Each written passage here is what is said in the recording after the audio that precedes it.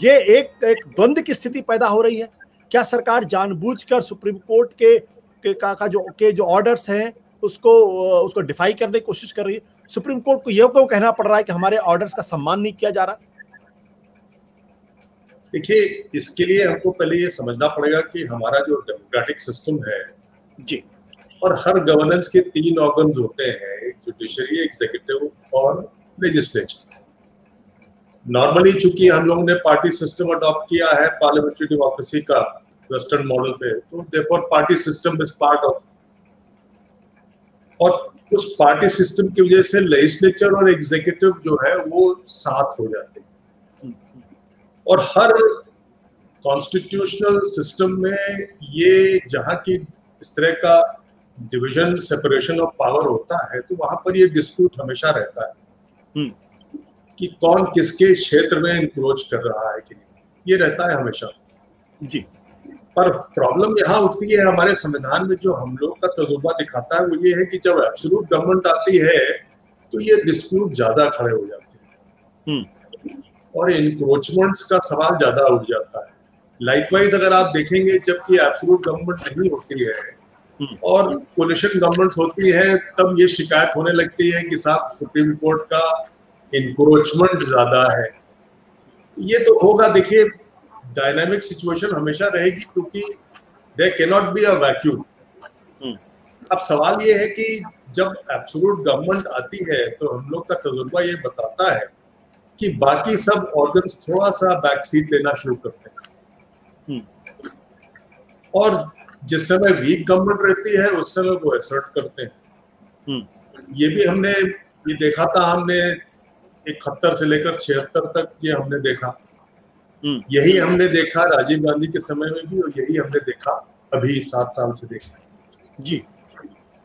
अब रही जहां तक बात सुप्रीम कोर्ट की है, तो उसके रोल को आप इस तस्वीर का जो मैं आपको बता रहा हूं हमेशा रहती है, इसके निगाह से देखिए। सुप्रीम कोर्ट जो है वो आजकल के समय में उसकी अहमियत ज्यादा है बिकॉज ऑफ एब्सोल्यूट गवर्नमेंट। और अहमियत ज्यादा इसलिए है कि एब्सोल्यूट गवर्नमेंट जो है सबसे पहले अटैक उसका फंडामेंटल राइट पे होता है, इंक्रोचमेंट, और दूसरा उसका बड़ा इंक्रोचमेंट जो होता है वो फेडरल सिस्टम पे होता है कि वो स्टेट के जुरिसडिक्शन पे इंक्रोच करती है। तो लिहाजा उसके लिए एक सशक्त सुप्रीम कोर्ट की अहमियत बढ़ जाती है उस समय, और तभी सुप्रीम कोर्ट का टेस्ट आता है। और ये हमने फिर देखा कि पिछले 4 साल में सुप्रीम कोर्ट उस टेस्ट में लगातार हमको या पब्लिक की निगाह में फेल होता हुआ नजर आया। कई मसले थे, अब उन मसलों में अगर आप देखें तो माइग्रेंट वाला एपिसोड जो मेरे हिसाब से सबसे अहम है। जी जी। जहाँ पे सुप्रीम कोर्ट के जजों ने दिन रात देखा होगा कि रात में किस तरह से लोग चल रहे हैं, हजारों किलोमीटर चले जा रहे हैं, और उसके बावजूद भी इनिशियल स्टेज पे सुप्रीम कोर्ट ने डिस्कस कर दिया पिटीशन स्टेटमेंट पे सॉलिसिटर जनरल के। ये तो जब 23 वकीलों ने सख्त लेटर लिखा चीफ जस्टिस ऑफ इंडिया को, तब बेंच दोबारा कॉन्स्टिट्यूट हुई और तब कुछ आदेश पारित हुए, पर ये कि बाय देन तब तक काफी लोग अपने मुकाम पर पहुंच चुके थे। फिर हमने देखा सरकार की लगाम का जोर, हमने देखा रफाल के इशू पर जिस तरह से बात सुनवाई की गई, एक डॉक्यूमेंट, एक पेज के लेटर पे अनसाइंड डॉक्यूमेंट पे फैसला हुआ जी। फिर अगर आप देखें तो एक और जो बहुत अहम बात है, अगर आप देखें तो जो सबरीमाला केस था जिसमें कि महिलाओं को इतना बड़ा अधिकार दिया गया था जी सदियों बाद, उसको सुप्रीम कोर्ट ने रिव्यू में डाल दिया सिर्फ सरकार के चाहने पे। और जो ग्राउंड है रिव्यू के लिए इतने मतलब इस तरह के हैं कि जिसको कि 2 मिनट में रिव्यू सुप्रीम कोर्ट अदरवाइज फेंक दे। ये सब मसले देखिए ये दिखाते थे कि शायद सुप्रीम कोर्ट प्रेशर में काम कर रहा है, इसी से इंप्रेशन आया। फिर अहम इशू आया जहां की सुप्रीम कोर्ट के रीढ़ की हड्डी का टेस्ट होना था, जी, वो कश्मीर वाला मसला आया। कश्मीर की हेबियस कॉर्पस पिटीशंस जो है कई तो बेकार हो गई, क्योंकि लोग इतने साल रहने के बाद छूट गए, फिर छोड़ दिए गए। फाइनल सुनवाई उस असली मसले की आज तक नहीं हो रही, 2 साल हो गए, जबकि इससे अहम मसला हमारे फेडरल स्ट्रक्चर के लिए कोई नहीं। और इतना बड़ा सवाल है साहब उसमें कि ये देखिए कि कश्मीर के प्रश्न में ये उलझा हुआ सवाल है कि क्या भारत सरकार या भारत का पार्लियामेंट जो है वो किसी स्टेट को अबॉलिश कर सकता है?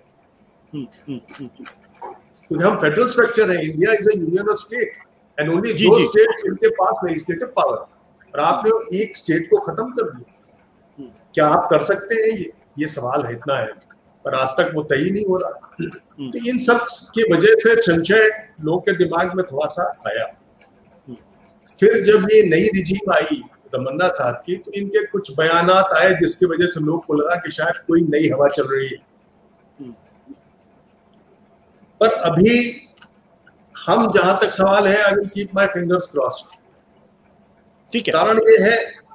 कारण ये है कि देखिए पेगासस में जो अभी ऑर्डर होना है वो इंटरिम ऑर्डर होना है, और भारत सरकार का कहना ये है कि हम इंक्वायरी के लिए तैयार हैं, इंडिपेंडेंट एक्सपर्ट हम बता दे रहे हैं, उन्होंने कहा हम नॉमिनेट कर देंगे आउटसाइड द गवर्नमेंट। पर सवाल ये नहीं है कि इंडिपेंडेंट आप नॉमिनेट कर रहे हो, पर सवाल ये है कि क्या सुप्रीम कोर्ट कोई उनके ऊपर सुपरविजन लगाएगी?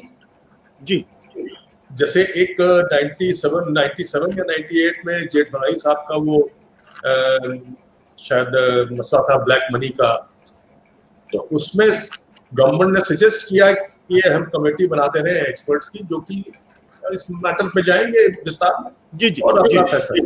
तो उस पे सुप्रीम कोर्ट ने 2 रिटायर्ड सुप्रीम कोर्ट एमिनेंट जजेस बैठाए अपने ऊपर, उसके ऊपर। तो अब सवाल ये है कि ये देखना है कि क्या सुप्रीम कोर्ट अगर कमेटी कॉन्स्टिट्यूट करती है तो केवल सरकार के लोगों का ही रहता है या फिर सुप्रीम कोर्ट के कुछ एमिनेंट जजेस को लगाती है। तो अभी टेस्ट बाकी है जी। और दूसरा जो है सबसे बड़ा जो फेलियर मुझे नजर आ रहा है, मैं आपको बताऊं आशुतोष जी, कुरैशी जी के मामले में, चीफ जस्टिस कुरैशी के मामले में बताइए आप जी। सत्य हिंदी का ऐप डाउनलोड करें गूगल प्ले स्टोर पर।